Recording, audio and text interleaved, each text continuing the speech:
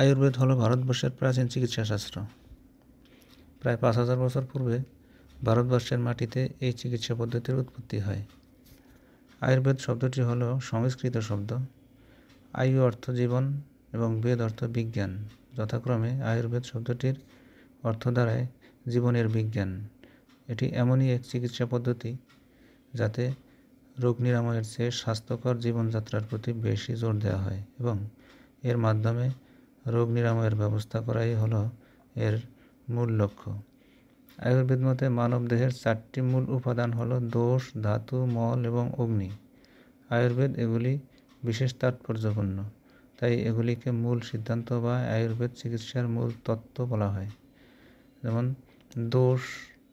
দোষ এই 3টি মৌলিক উপাদান দ্বারা বাত, পিত্ত এবং কফ এগুলি একসাথে শরীরে ক্যাটাবলিক এবং অ্যানাবলিক রাসায়নিক বিক্রিয়া নিয়ন্ত্রণ করে।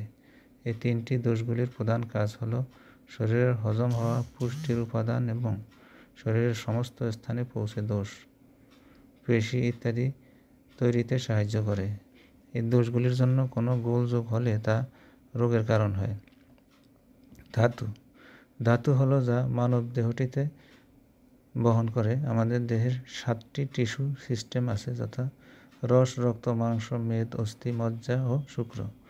ধাতু দেহের প্রধান পুষ্টি যোগায় এবং মানসিক বুদ্ধি ও গঠনের সাহায্য করে।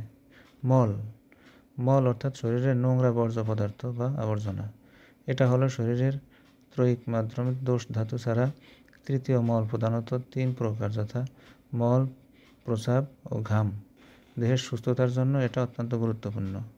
অগ্নি শরীরের সমস্ত রাসায়নিক ও পরিপাকতন্ত্র কাজ করে অগ্নি নাম দৈহিক আগুনের সাহায্যে এবং একে বলা হয় অগ্নি। আমাদের লিভার এবং টিস্যুর কোষে উৎপন্ন জৈব রাসায়নিক পদার্থ বিশেষভাবে অগ্নি নামকরণ করা হয়।